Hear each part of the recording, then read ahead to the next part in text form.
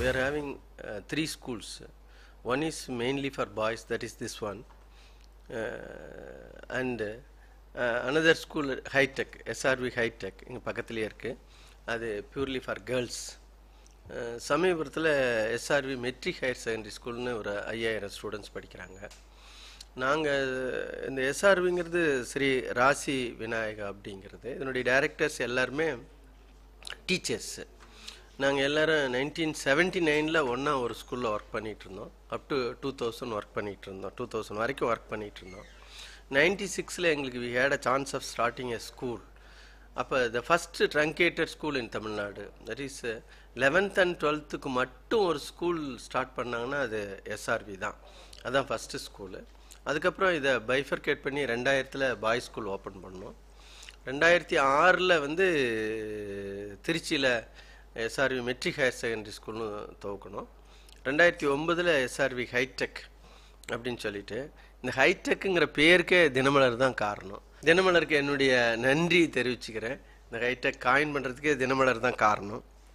முன்னே சொன்ன மாதிரி நாங்கள் எல்லாருமே இண்டிவிஜுவல் சப்ஜெக்ட்ஸில் 2 பேர் ஸ்பெஷலைஸ்டு. ஆக்சுவலி நானும் ராமசாமி சாரும் ஃபிசிக்ஸு, குமரேல் அண்ட் செல்வராஜ் சார் வந்து கெமிஸ்ட்ரி, அண்ட் சரோஜா மேடமும் துரசாமி சாரும் அவர் 2 பேருமே பயாலஜி.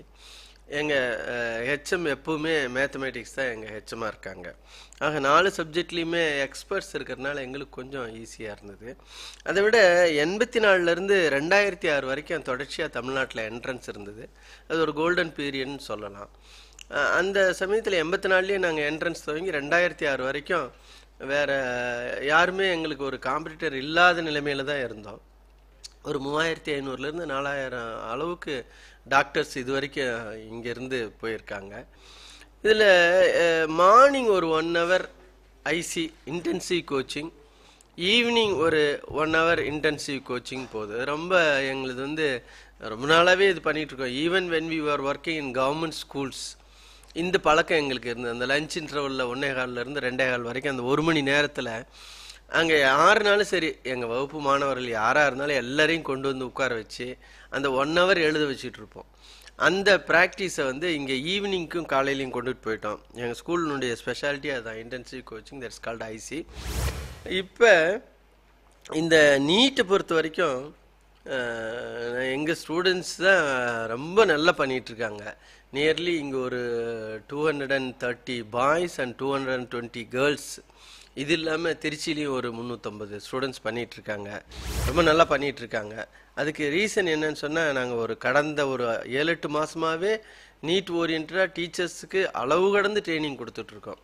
எல்லா ரெஃபரன்ஸ் புக்கும் வாங்கி கொடுத்து அதிலேருந்து ப்ரிப்பேர் பண்ணி அந்த டீச்சர்ஸ் இதில் இன்வால்வ் ஆகி முழு மனசோட இன்வால்வ் ஆகி இந்த கடந்த ஒரு 35 டேஸாக ஆல்மோஸ்ட் 24 hours அவங்க ஒர்க் பண்ணுறாங்கன்னே சொல்லலாம்.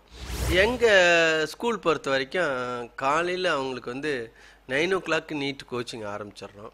9 ஈவினிங் வந்து 4:30 வரைக்கும் வச்சுட்டு 4:30 to 5 அவங்களுக்கு ஸ்நாக்ஸ் கொடுத்துட்டு அப்புறம் 5 to 6 daily 1 hour test.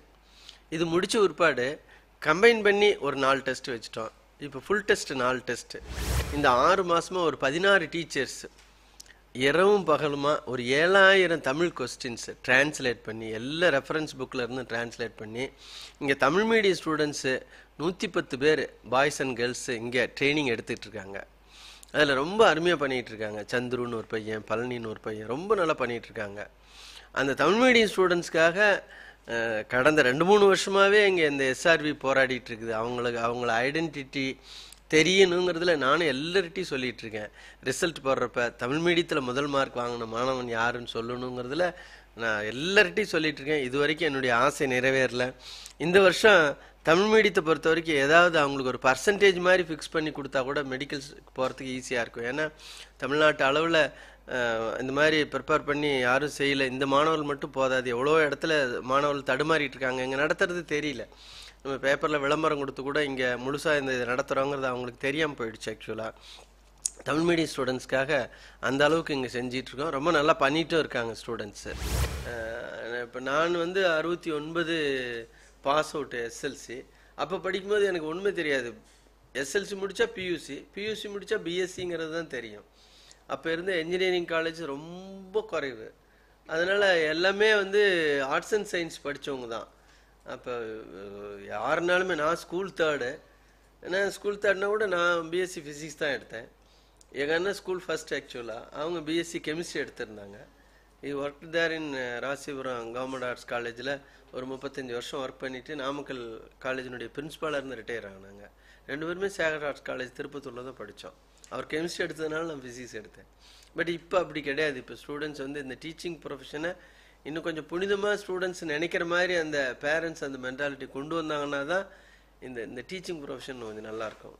We are struggling to get very good teachers.